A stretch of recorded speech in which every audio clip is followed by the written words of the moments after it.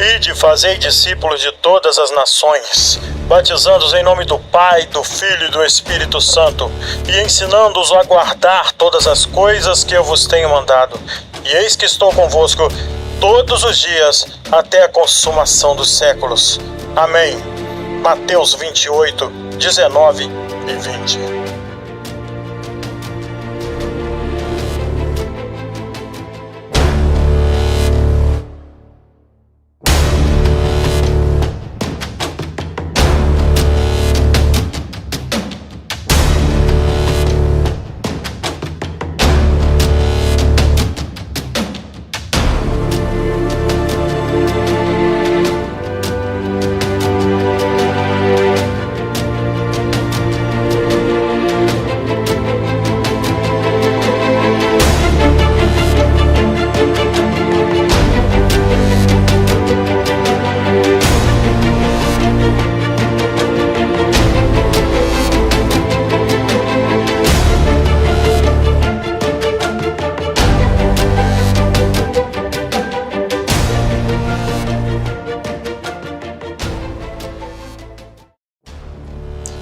No contínuo espaço-tempo, a palavra continua viva e eficaz, fazendo com que os pilares de uma sociedade minimamente decente ainda resistam.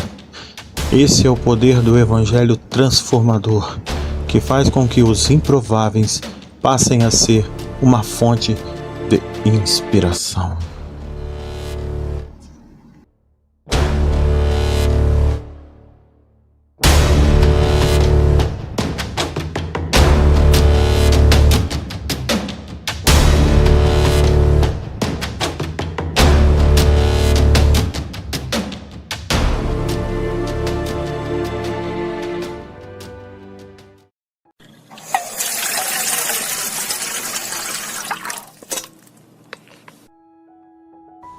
A Bíblia Sagrada nos conta que Jesus chamou 12 discípulos para se tornarem seus ajudantes e companheiros mais próximos durante a sua caminhada. Só para lembrar, eles eram pessoas comuns, não capacitadas para tal. Conforme o Evangelho de Lucas, ele chamou para si seus próprios discípulos e escolheu 12 a quem chamou de apóstolos. A formação aconteceu a partir do chamado de André, Pedro, Tiago, João, Filipe e Bartolomeu. Mateus se juntou ao grupo. Tiago era primo de Jesus e aos poucos o time de 12 apóstolos foi sendo formado. Vou mencionar um pouco sobre cada um deles e contar também sobre sua profissão. Antes disso, saiba que há alguns fatos interessantes. Por exemplo, André e Pedro foram os primeiros a serem escolhidos por Jesus. André era o mais velho e tinha um comportamento baseado na organização e na compreensão de regras. Pedro era um companheiro fiel. Tiago era um pensador e moderno e criativo. Foi o primeiro mártir entre os apóstolos, morrendo assim por uma espada. João, o mais comunicador e sensível, sendo que recebeu a missão de cuidar da mão de Jesus. Foi quem teve a revelação das cartas do Apocalipse. Foi o único que não foi morto, martirizado. Felipe era organizado e Tomé movido pela segurança. Agora, veja, sobre as profissões deles, apesar de haver alguma dúvida sobre a profissão de todos os apóstolos, o que quase todo mundo concorda é que filhos de Zebedeu eram pescadores. Apesar de haver alguma dúvida sobre a profissão de todos os apóstolos, o que quase todo mundo chega à conclusão, e concorda, é claro, é que os filhos de Zebedeu eram sim pescadores.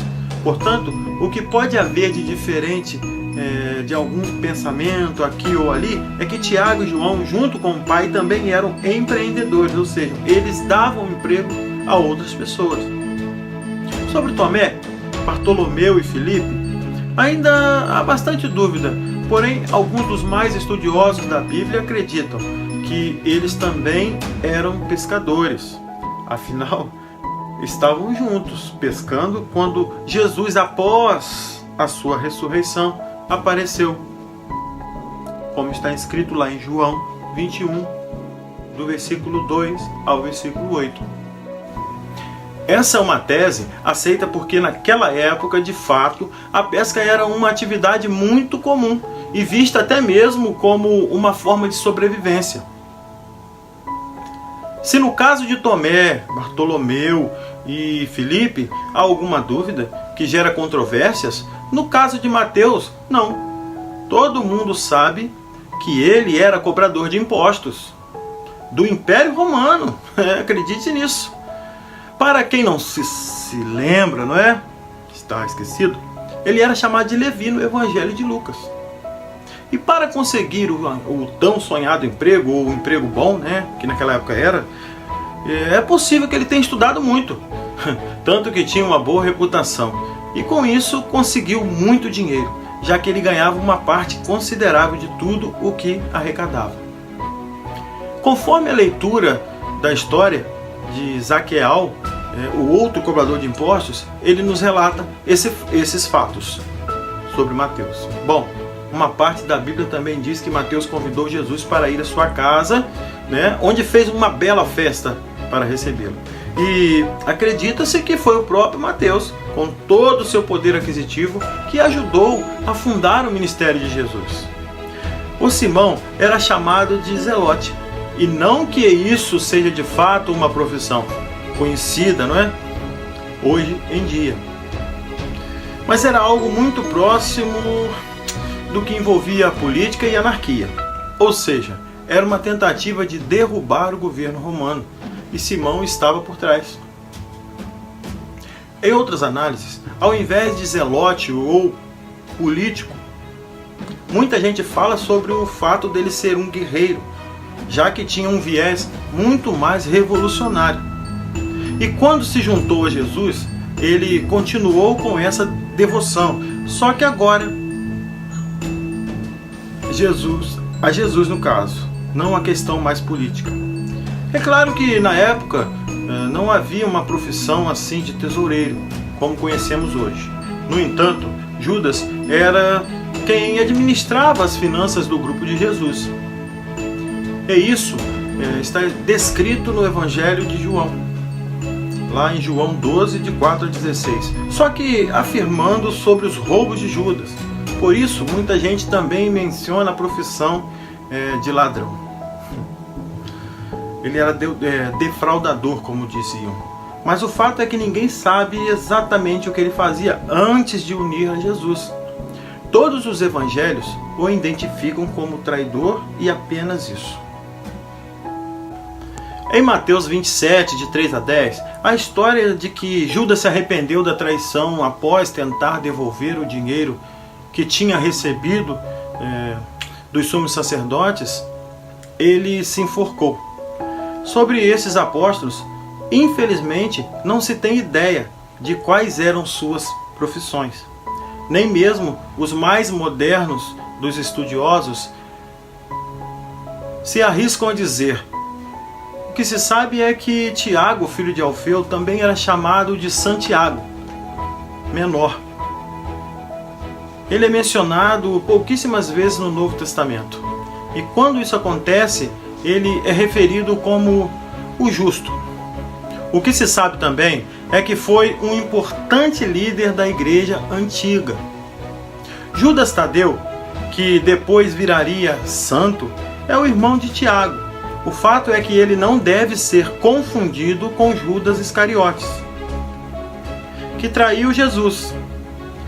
O atributo dele é uma maçã ou um machado, ou ainda uma régua de carpinteiro. Talvez essa possa ter sido a sua profissão.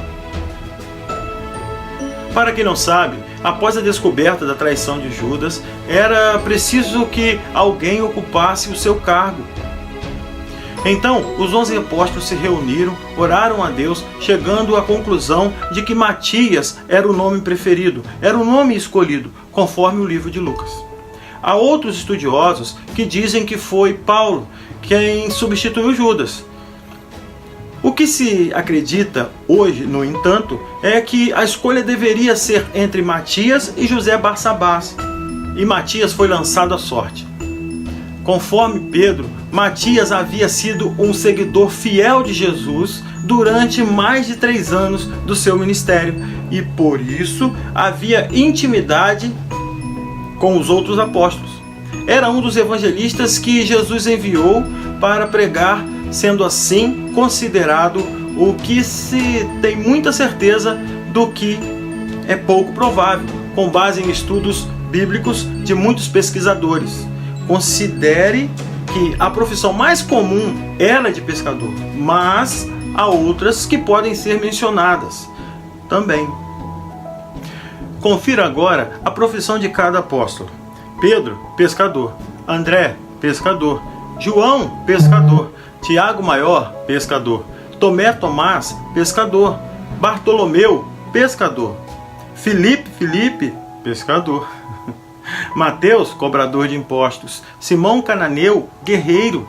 Judas Iscariotes, tesoureiro. Tiago Menor, Tiago de Alfeu, sem menção. Judas também, Judas Tadeu, não Judas Iscariotes, o Tadeu, sem menção. Uma próxima curiosidade de que todos os apóstolos se tornaram santos mais tarde, exceto Judas. E você sabe o motivo disso. Agora, o que você talvez não saiba é que também existiram outros apóstolos após os 12, citados depois de Matias. Vamos ver.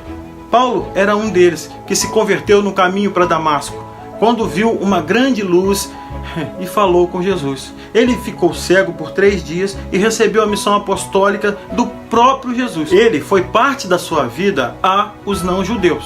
Outro nome forte é o de Barnabé, que é dado a José, que vendeu as suas propriedades e deu aos apóstolos o dinheiro do seu comércio.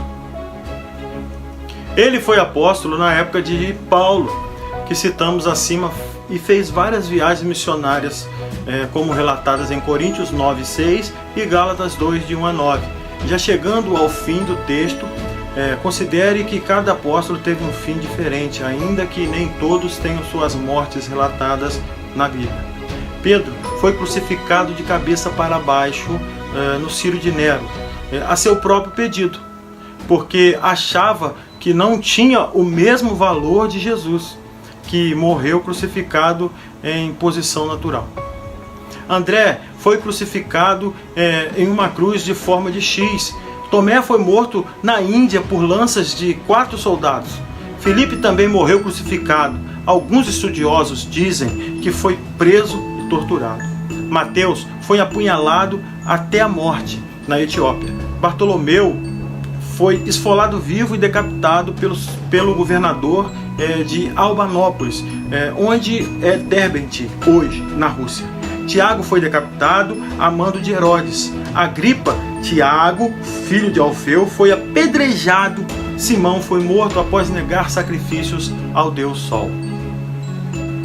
Judas Tadeu, junto com Simão, foi martirizado e recebeu muitas machadadas pelos persas. João morreu de forma natural em Éfeso aos 94 anos. E Judas se enforcou. Já Paulo foi feito prisioneiro em Roma e executado por decapitação. Matias foi apedrejado e Tiago espancado, e com uma clava de ferro, Barnabé foi apedrejado. Um fato bacana de ser considerado aqui é que Jesus escolheu pessoas comuns. Por isso, a maioria delas tem profissões que eram comuns à época e outras que são conhecidas até hoje. Logo, eram homens com muitas falhas e fraquezas. No entanto, a ideia de que fossem capacitados e instruídos para realizar a missão do reino de Deus, pregando o Evangelho, era diferente, porque entre os discípulos, os apóstolos, não é muito importante esse tipo de coisa. Porque o texto nos indica que o aprendiz verdadeiro é aquele que se dispõe a fazer e levar a mensagem de acordo com o que Deus tem e que coloca através do Espírito Santo na sua vida. Isso nos indica que Deus sempre trará para nós uma nova versão daquilo que Ele tem como novo, não daquilo que pensamos, porque a palavra dele é imutável. Jamais alguém conseguirá mudar a palavra de Deus, fazer com que ela tome um rumo diferente. Porque a palavra de Deus é única e ela é sábia, ela é eficaz em sua essência. Nos traz a sabedoria conforme aquilo que Deus tem para colocar em nossos corações, diferentemente de tudo que passa nesse mundo. Nós temos a ouvir por aí pessoas querendo mudar a palavra de Deus, querendo colocar uma palavra aqui, a outra ali, e eu fico pensando, por que não mudar a si mesmo? Eles dizem que creem em Deus e querem mudar aquilo que Deus disse que é imutável. A maior hipocrisia de todas está dentro da gente, quando não conseguimos enxergar a nossa própria hipocrisia. Quem realmente confia em Deus jamais tocará em sua palavra, pois o que Deus escreveu é santo e imutável. Todas as coisas estão escritas na palavra de Deus, conforme o Espírito discerne a palavra. O homem que está lendo a palavra jamais poderá tocar nela. Ela é santa e imutável, como o ar que respiro. Porque se assim creio, aí sim poderei falar: Senhor, estou aos seus pés e mereço ou não mereço o seu julgamento. Pois eu sei de uma coisa, que merecendo ou não o julgamento de Deus, eu passarei por ele. Todos nós estaremos diante de Deus. Todos nós. O fato é, nós faríamos isso? Nós deixaríamos as nossas vidas e seguiríamos com Jesus? Muitos relatos em várias entrelinhas de textos bíblicos e até da hermenêutica da palavra nos mostra que na época muitas pessoas tentavam por sobrevivência essas profissões que eram muito comuns. Os ourives, os chamados hoje ourives, que na época extraíam ouro de alguma parte, de alguma região, também eram muito comuns naqueles dias. O fato é que Deus, em sua sabedoria, nos deu a alegria de podermos escolher aquilo que queremos para as nossas vidas. Esse simples movimento de Deus ao nosso favor nos dá a característica de sermos pessoas que buscamos sim a sua soberana palavra como um instrumento de base. Queria enfatizar que todas as pessoas que envolviam o meio em que Jesus vivia eram pessoas simples, pessoas que tinham as suas profissões e naquilo que faziam eram boas pessoas. Talvez por esse fato não queriam ser buscados e levados como improváveis a certos assuntos. Para ser um homem que segue a Jesus, você tem que ser talvez um improvável, porque através dos improváveis a palavra de Deus chegou à nossa terra, ao planeta Terra, e nós hoje, depois que ele criou o planeta Terra e o pecado entrou no mundo, então todas essas coisas foram reveladas a nós. E depois de reveladas, nós recebemos Jesus como Messias. O Messias é o homem que veio para resgatar a nossa alma, que no levante da história já estava morta.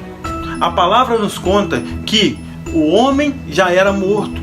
Não havia mais vida espiritual no homem. Então Jesus veio para resgatar a nossa alma, porque o homem era incapaz de seguir o seu caminho sem alguém que não pecasse como ele. O homem é pecador, nós somos pecadores, e isso é um fato.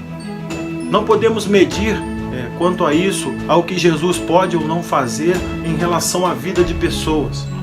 Eu queria convidar você neste momento a refletir sobre as suas ações, a refletir sobre quem Jesus era, quem eram os 12 lá do início que eu falei, quem são essas pessoas tão especiais assim para que possamos hoje falar sobre elas. São pessoas que mudaram a vida de muitas pessoas, e pode ter certeza, talvez você hoje só esteja aqui porque lá atrás alguém morreu por você na cruz. Talvez você ainda não entenda, mas é Jesus Cristo o nosso Salvador.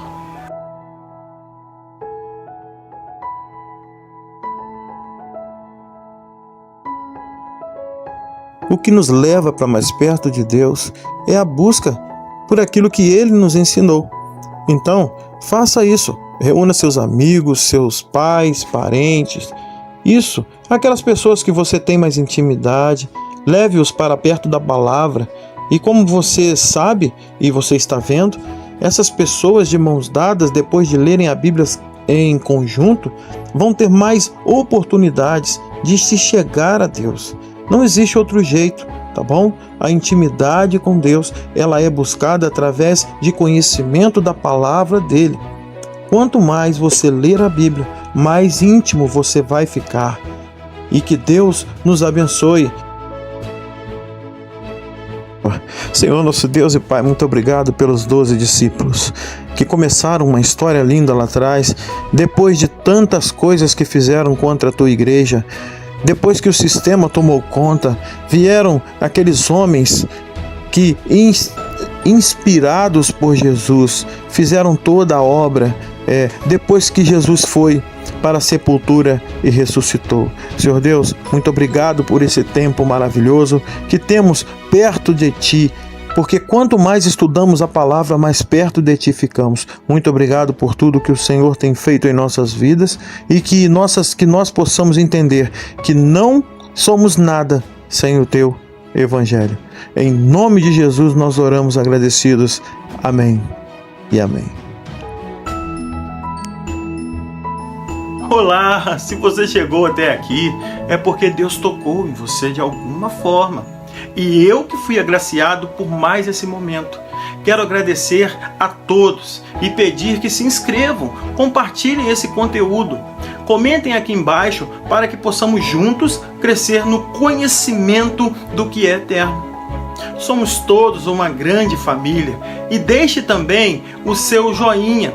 Isso fortalece muito o canal. Quero lembrar que o livro, além da Bíblia, é claro, que estou indicando aqui no primeiro comentário fixado, não deixe de maneira nenhuma de dar uma olhada. O nome do livro é Um Relacionamento Abusivo com Ansiedade. Nós sabemos que muitas pessoas sofrem de algum transtorno psicológico e Deus, Ele sempre nos dará pessoas para nos ajudar, sempre. Mas como sempre falo, temos que fazer a nossa parte. Não se esqueça disso, tá? E que Deus assim nos abençoe. E que a nossa semana, nosso dia, seja maravilhoso. Porque nós precisamos de levar às outras pessoas a mensagem do Mestre. Tá bom? Que Deus assim nos abençoe. E até um próximo vídeo, se Deus quiser. Fui!